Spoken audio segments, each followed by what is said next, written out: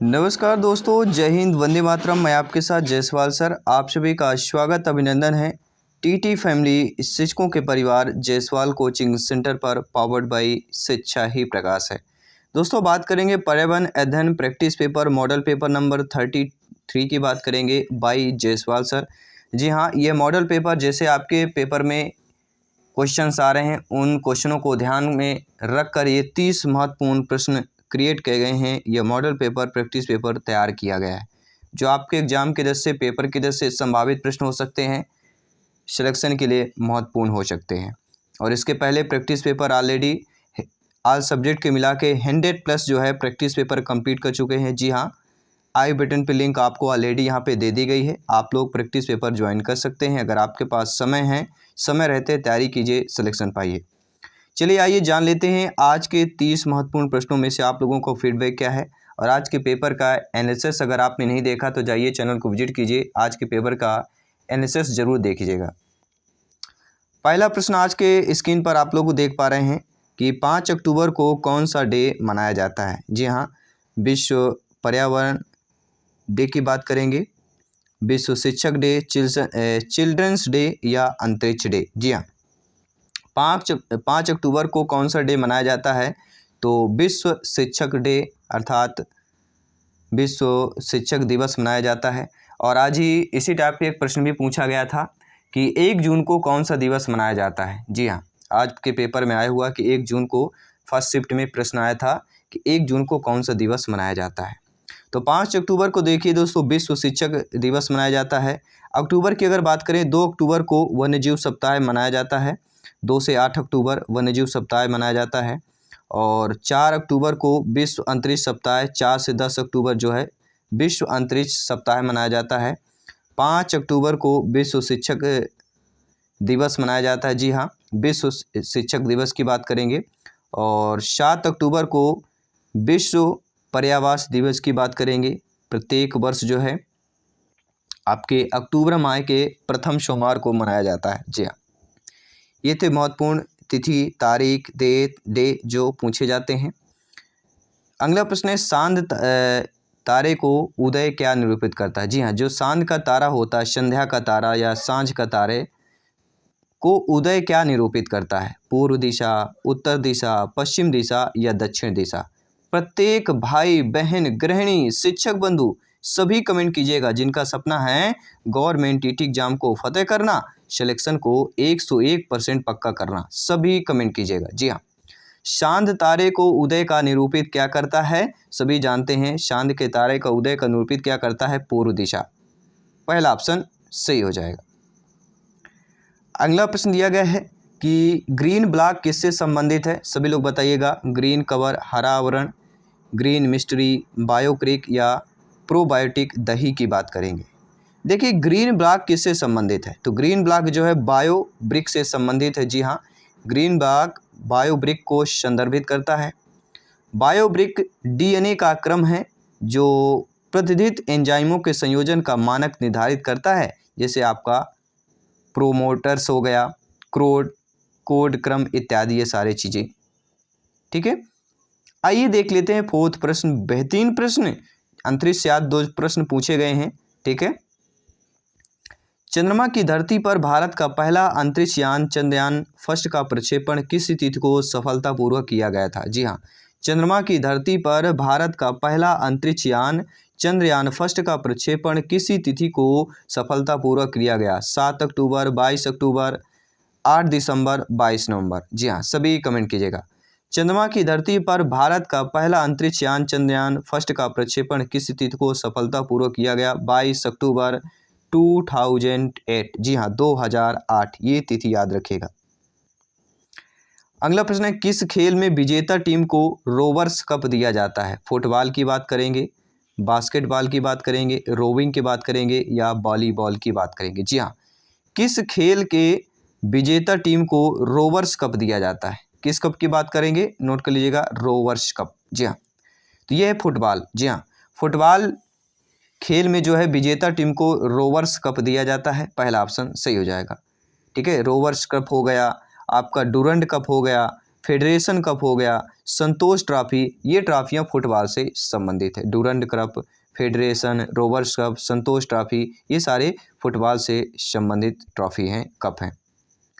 अगला प्रश्न है, खेती कार्यों के साथ पशुपालन क्या कहलाता है? जी हाँ, खेती के साथ साथ अगर पशुपालन कर रहे हैं, ऐसे कार्य जो मिश्रित खेती, मिश्रित कृषि, डेयरी फार्मिंग या ट्रक फार्मिंग कहलाता है। जी हाँ, सभी कमेंट कीजिएगा, प्रत्येक भाई बहन गृहिणी शिक्षक बंधु। जी हाँ, देखिए साथियों, खेती कार्य के साथ अगर पशुपालन भी कर रहे हैं तो वह मिश्रित खेती कहलाती है। जी हाँ, यह प्रकाश, नमी और मिट्टी की उपोषकता का महत्तम लाभ प्राप्त करने में सहायता भी करता है और ये विभिन्न स्रोतों से आय भी बढ़ाता है।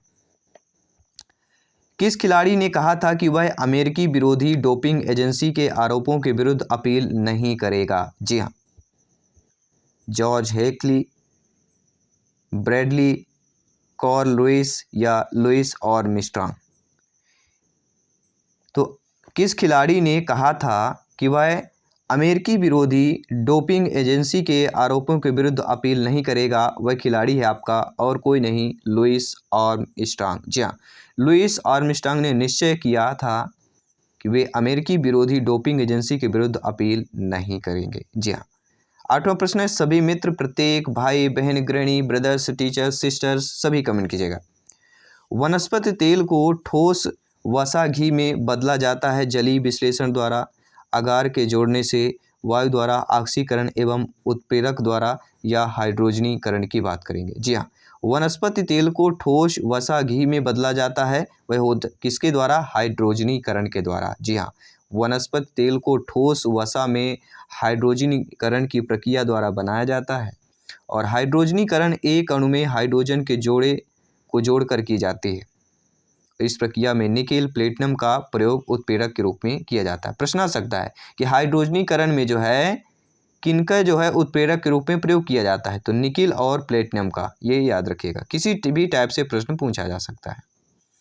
इनमें से कौन सा शब्द यह परिभाषित करता है कि सूक्ष्म जीवों द्वारा न केवल भौतिक स्थान ग्रहण किया जाता है अपितु इनके जीवाणु जो है समुदाय में इनकी भी कार्यकारी भूमिका होती है, वह होती है पारिस्थितिक तंत्र, इकोसिस्टम। जी हाँ, पारिस्थितिक तंत्र जो की बात करेंगे, इकोसिस्टम जो होता है यह परिभाषित करता है कि सूक्ष्म जीवों द्वारा न केवल भौतिक स्थान ग्रहण किया जाता है अपितु इनके जीवाणु समुदाय में इनकी भी कार्यकारी भूमिका होती है, पारिस्थितिकी तंत्र अर्थात पारिस्थितिक तंत्र, इकोसिस्टम की बात करेंगे।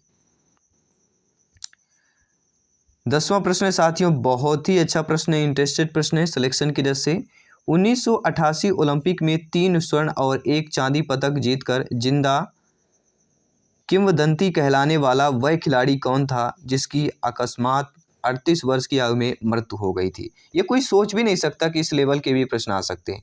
जी हाँ, फ्लोरेंस ग्रिफिथ जोयनर। जी हाँ, 1988 ओलंपिक में 3 स्वर्ण और 1 चांदी का पदक जीतकर जिंदा किंवदंती कहलाने वाला, क्या नाम इनका दिया गया है? जिंदा किंवदंती नाम दिया गया था, और जिनकी अकस्मात मौत जो है आपके 38 वर्ष की आयु में हो गई थी, उनका नाम है फ्लोरेंस ग्रिफिथ जोयनर। जी हाँ, फ्लोरेंस ने सियोल ओलंपिक में 100 मीटर और 200 मीटर में विश्व रिकॉर्ड बनाया जो आज तक भी टूटा नहीं है, और उनकी मृत्यु किससे हुई थी? मिर्गी से हुई थी। अगला प्रश्न स्क्रीन पर है, गर्म शुष्क मौसम के दौरान भारतीय उपमहाद्वीपीय पर निम्नलिखित में से किस क्षेत्र में निम्न दाब रहता है?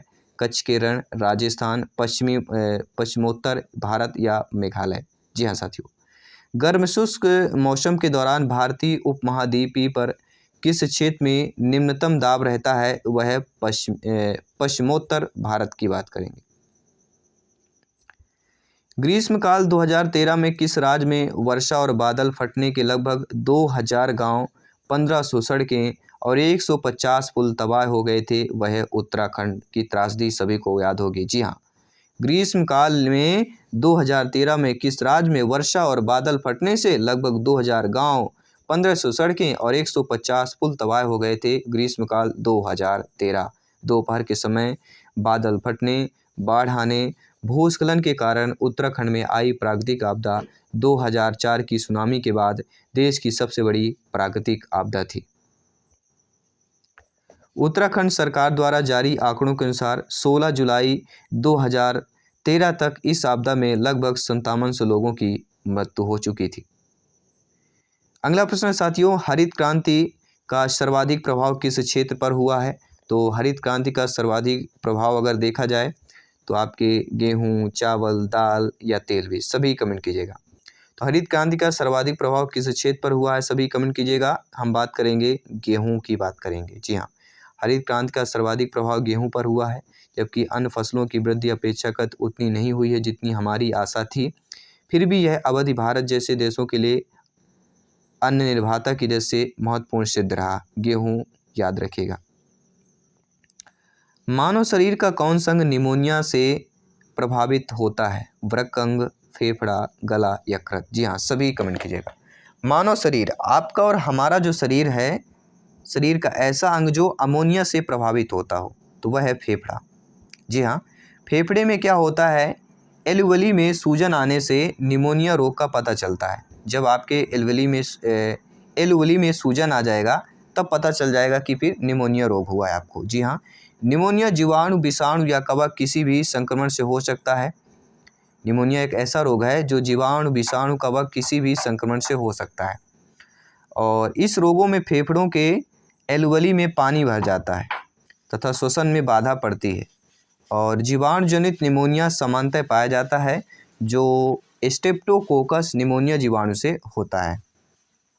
अगला प्रश्न है, अपशिष्ट पदार्थों द्वारा दूषित होने से जलाशयों का जल दूषित होता है, जिससे किस रोग का संक्रमण होता है?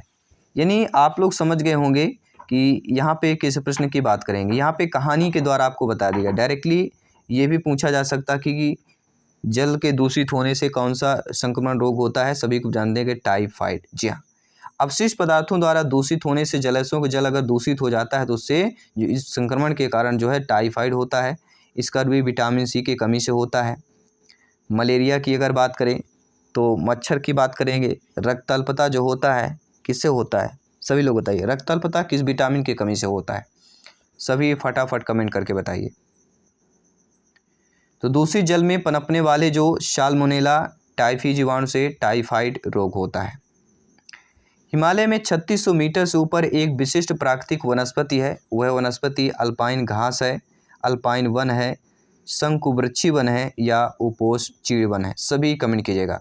हिमालय में 3600 मीटर से ऊपर एक विशिष्ट प्राकृतिक वनस्पति है, उस वनस्पति का नाम है अल्पाइन घास स्थल। जी हाँ, पहला ऑप्शन साथियों सही हो जाएगा। मेरे सभी प्यारे मित्र, सभी शिक्षक बंधु, सभी कमेंट कीजिएगा। सभी मित्रों को इंकलाब जिंदाबाद। जी हाँ, सभी मित्रों को जय हिंद, वंदे मातरम। एग्जाम को फतेह करना है, सिलेक्शन को 101% पक्का करना है। आपका कमेंट सर्वोपरि है, फीडबैक शर्मान है। जी हाँ, जापान का प्रसिद्ध जहाज निर्माण उद्योग कहाँ स्थित है? आपके डेट्रॉयट, पिट्सबर्ग, कोबे या लॉस वेगास? देखिए, जापान कभी चीन से, कभी ऑस्ट्रेलिया से, कभी अमेरिका से, कहीं से भी प्रश्न पूछा जा रहा है। एशिया लेवल के भी प्रश्न आ रहे हैं। तो जापान का प्रसिद्ध जहाज निर्माण उद्योग कहाँ पर स्थित है? और कोई नहीं, आपके कोबे। जी हाँ, जापान का प्रसिद्ध जहाज निर्माण उद्योग कोबे में स्थित है। सोजी कावासाकी ने 1878 में कावासाको सुजुकी शिपयार्ड की स्थापना टोक्यो में की और तत्पश्चात 1886 में कोबे में दूसरा शिपयार्ड स्थापित किया गया। तो कोबे यह नाम याद रखिएगा, अपने माइंड में स्टोर कर लीजिएगा। जी हाँ, प्रश्न संभावित प्रश्न है। गिरना परियोजना कहाँ स्थित है? जी हाँ, गिरजा आपने पढ़ा होगा, लेकिन गिरना परियोजना, जी हाँ, गिरना परियोजना आंध्र प्रदेश, महाराष्ट्र, उड़ीसा, छत्तीसगढ़। नाम से कुछ अटपटा है, प्रश्न आ सकता है, संभावित प्रश्न है। तो गिरना परियोजना कहाँ पर स्थित साथियों बात करेंगे महाराष्ट्र। जी हाँ, महाराष्ट्र राज्य के नासिक जिले में स्थित गिरना परियोजना सिंचाई तथा जल विद्युत पर आधारित है। जल नीचे गिरता है। गिरना परियोजना सिंचाई और जल विद्युत पर आधारित है और यह सन 1969 में से बनाया गया था। गिरना परियोजना कब बनाया गया? 1969 में। कहाँ? महाराष्ट्र के नासिक जिले की बात करेंगे। अगला प्रश्न है, स्पोर्ट्स से संबंधित प्रश्न है, जैसे प्रत्येक पेपर पे पूछा जा रहा है आपका। बेसबॉल के प्रत्येक टीम में कितने खिलाड़ी होते हैं? सभी लोग बताइएगा। तो सभी जानते होंगे बेसबॉल के प्रत्येक टीम में कितने खिलाड़ी होते हैं? 9 खिलाड़ी होते हैं। 2 विकेटों के बीच की दूरी कितनी होती है? 22 गज होती है। क्रिकेट में सभी लोग जानते हैं 11 खिलाड़ी होते हैं। कबड्डी में कितने होते हैं? 6 होते हैं, 7 होते हैं, सभी बताइए। अगला प्रश्न है, लॉकजा किसकी रोगजनित अवस्था है? लॉकजा किसकी रोगजनित अवस्था है? डिप्थीरिया, पोलियो, लकवा, टिटनेस। अगर आपको पता है फटाफट कमेंट कीजिए। लॉकजा किसकी रोगजनित अवस्था है? तो यह है टिटनेस। जी हाँ, लॉकजा जो है ये किसकी रोगजनित अवस्था है? टिटनेस की रोगजनित अवस्था है। Tetanus, lockjaw. जी हाँ, टिटनेस को लॉक कर दीजिए। जी हाँ, लॉकजा टिटनेस का लक्षण है। टिटनेस जो होता है यह क्लोस्ट्रीडियम टेटनी नामक जीवाणु से होता है। यह किसी कटाव घाव से शरीर के अंदर प्रवेश करता है। ज्वर, पसीना आना, सिर दर्द, उच्च रक्तदाब, उच्च हृदय दाब आदि इसके प्रमुख लक्षण हैं। निम्नलिखित में से कौन सा एक मच्छरों के रोकथाम का जैविक उपचार है? डीडीटी, गैम्बोसिया, तेल, मलहम। जी हाँ, सभी कमेंट कीजिएगा। डीडीटी का नाम ले लेते हैं, हमारे मुंह में एक लालच आ जाती है क्योंकि डीडीटी हमने पढ़ा है। जी हाँ, इनमें से एक मच्छरों के रोकथाम का जैविक उपचार आपके गैम्बोसिया है। जी हाँ, गैम्बोसिया मच्छरों की संख्या पर नियंत्रण किया जाता है। यह एक परभक्षी मछली होती है। जी हाँ, गैम्बोसिया मछली से जो है मच्छरों की संख्या पर नियंत्रण किया जाता है। ये एक परभक्षी मछली है जो मच्छरों के लार्वा का अपना भोजन बनाती है। पहली भारतीय महिला जिन्होंने ओलंपिक खेलों में पदक जीता? कुंज रानी, अपर्णा, कर्णम मल्लेश्वरी, सानिया मिर्जा। सभी कमेंट कीजिएगा। प्रथम भारतीय महिला जिन्होंने ओलंपिक खेलों में पदक जीता है, कर्णम मल्लेश्वरी की बात करेंगे। जी हाँ, कब जीता है ये भी याद रखिएगा, सन पूछा जा सकता है। तो कर्णम मल्लेश्वरी ने 2000 में सिडनी में ओलंपिक खेलों में कांस्य पदक जीता था। क्या, कौन सा पदक जीता? कांस्य पदक। कहाँ पर जीता? सिडनी ओलंपिक पर। कब जीता? 2000 पर। ठीक है, और वे पदक जीतने वाली पहली भारतीय महिला बनी। कब बनी? सन 2000 में। कहाँ पर? सिडनी के ओलंपिक खेलों की बात करेंगे। कौन सा पदक जीता था? कर्णम मल्लेश्वरी ने कांस्य पदक जीता था। किसी भी टाइप से प्रश्न पूछा जा सकता है, एक अलग ही लेवल का प्रश्न आएगा। पंचायती राज व्यवस्था का आधारित सिद्धांत क्या है? तो सभी जानते होंगे, विकेंद्रीकरण की बात करेंगे, केंद्रीकरण की बात करेंगे, दोनों की बात करेंगे, इनमें से कोई नहीं। सभी कमेंट कीजिएगा। पंचायती राज व्यवस्था जो आधारित सिद्धांत है साथियों, ये आपके विकेंद्रीकरण की बात करेंगे। जी हाँ, पंचायती राज व्यवस्था का आधारित सिद्धांत विकेंद्रीकरण के आधार पर होता है। अगला प्रश्न दिया गया है कि भारतीय संविधान की 7वीं अनुसूची के तहत विदेशी अधिकार क्षेत्र सूची का विषय है। तो यह संघ सूची का विषय है, नोट कर लीजिएगा। जी हाँ, भारतीय संविधान की 7वीं अनुसूची के तहत विदेशी अधिकार जो है किस क्षेत्र का विषय है? तो यह संघ सूची का विषय है। संघ सूची पर केवल केंद्र सरकार ही कानून बना सकती है, ये प्रश्न नोट कर लीजिएगा। भारतीय संविधान की 7वीं अनुसूची के अंतर्गत विदेशी अधिकार क्षेत्र जो है वह संघ सूची का विषय है और संघ सूची पर केवल केंद्र सरकार ही कानून बना सकती है। नोट कर लीजिएगा, प्रश्न आ सकता है कि संघ सूची पर सरकार जो है कानून बना सकती है, केवल केंद्र सरकार की बात करेंगे। निम्नलिखित में से किस देश का सबसे बड़ा लिखित संविधान है? तो भारत एक ऐसा देश है जहां पर सबसे बड़ा लिखित संविधान है, नोट कर लीजिएगा। जी हाँ, भारत के मूल संविधान में कुल 395 अनुच्छेद हैं, 8 अनुसूचियां हैं और 22 भाग हैं। 395 अनुच्छेद, 8 अनुसूचियां और 22 भाग। अगला प्रश्न है, भारत में संविधान दिवस कब मनाया जाता है? सभी कमेंट कीजिए अगर आपको पता है। 26 जनवरी, 25 जून, 15 अगस्त, 26 नवंबर। जी हाँ, डेट 26 है लेकिन अलग है। जी हाँ, भारत में संविधान दिवस जो है आपका 26 नवंबर को मनाया जाता है। भारतीय गणराज्य का संविधान 26 नवंबर 1949 को बनकर तैयार हुआ था। संविधान सभा के प्रारूप समिति के अध्यक्ष डॉक्टर भीमराव अंबेडकर जी 125वीं जयंती के शताब्दी वर्ष के उपलक्ष्य में 26 जनवरी 2015 को संविधान दिवस मनाया गया। कब मनाया गया? 26 नवंबर 2015 को। तब से भारत सरकार प्रत्येक वर्ष 26 नवंबर को संविधान दिवस के रूप में मना रही है। कब मनाया गया? सर्वप्रथम नोट कर लीजिएगा, 26 नवंबर 2015 को संविधान दिवस मनाया गया और तब से प्रत्येक वर्ष 26 नवंबर को संविधान दिवस मनाए जाने की बात करेंगे।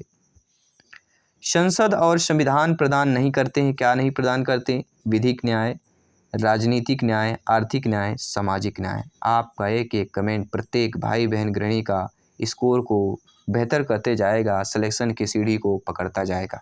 तो संसद और संविधान क्या नहीं प्रदान करते हैं? देखिए, संसद और संविधान राजनीतिक न्याय, आर्थिक न्याय, सामाजिक न्याय प्रदान करते हैं, लेकिन आपका विधिक न्याय प्रदान नहीं करते हैं। जी हाँ, भारतीय लोकतांत्रिक प्रक्रिया का उद्देश्य नागरिकों को सामाजिक, राजनीतिक और आर्थिक न्याय उपलब्ध कराना है, जो राज्य द्वारा नीति निर्देशक सिद्धांतों के माध्यम से नागरिकों को उपलब्ध कराया जाता है। जबकि विधिक न्याय न्यायपालिका प्रदान करती है। तो विधिक न्याय कौन प्रदान करता है? न्यायपालिका। ये नोट कर लीजिएगा। निम्न में से कौन सा देश का सर्वोच्च कानून है? तो सभी जानते हैं भारतीय संविधान। जी हाँ, भारतीय संविधान देश का सर्वोच्च कानून है। यह एक ऐसा पवित्र कानूनी दस्तावेज है जो सरकार की आधारभूत संरचना एवं उसकी मुख्य क्रियाओं को निर्धारित करता है। इस देश का आधारभूत कानून भी कहते हैं क्योंकि अन्य सभी सिविल एवं दंड संहिताएं इससे ही प्रेरणा लेती है। 2 प्रश्न और बचे हुए हैं, कंप्लीट करते हैं। आपके पेडागोजी से संबंधित प्रश्न आएंगे। पर्यावरण अध्ययन को प्राथमिक स्तर के पाठ्यक्रम में शामिल करना क्यों आवश्यक है? 4 ऑप्शन दिए जा रहे हैं आप लोगों के स्क्रीन पर। हम डायरेक्टली आंसर की बात करेंगे। तो पर्यावरण अध्ययन को प्राथमिक स्तर के पाठ्यक्रम में शामिल करना इसलिए आवश्यक है क्योंकि बच्चों में अच्छी आदतें डालकर उन्हें पर्यावरण संरक्षण के प्रति सजग बनाए रखने के लिए प्राथमिक स्तर पर ही पर्यावरण की शिक्षा प्रारंभ करनी चाहिए। डी ऑप्शन सही हो जाएगा। और अगला प्रश्न है कि इन कथनों पर विचार कीजिए कि पर्यावरणीय समस्याओं को या पर्यावरणीय समस्याओं से निपटने के लिए प्रत्येक स्तर पर प्रशिक्षित शक्ति की आवश्यकता होती है। यह वर्तमान समय में यह अनिवार्य हो गया है कि पर्यावरण को पोषण व संरक्षण किया जाए। तो दोनों ऑप्शन मुझे लग रहा है सही है। तो जो सी ऑप्शन दिया गया कि ए व बी दोनों सही है, बिल्कुल सही दिए गए हैं, क्योंकि पर्यावरण समस्याओं से निपटने के लिए प्रत्येक स्तर पर प्रशिक्षित शक्ति की आवश्यकता है और वर्तमान समय में यह अनिवार्य हो गया है कि पर्यावरण को पोषण व संरक्षण किया जाए। तो ये रहे टॉप 30 प्रश्न। आई होप आप लोग अच्छे तरीके से फीडबैक के होंगे। 30 में से आप लोगों का स्कोर क्या है नीचे कमेंट बॉक्स में अवश्य बताइएगा। देखिए, ईवीएस में कोई भी आप एक्सपेक्टेड नहीं कर सकते हैं कि इस टाइप के प्रश्न आएंगे, इस तरह से प्रश्न आएंगे, ठीक है। और बाकी एनएसएस आपको मिल गया होगा कि आज मैथ्स, गणित, संस्कृत, हिंदी, बाल विकास, पर्यावरण किस टॉपिक पर प्रश्न पूछे गए हैं।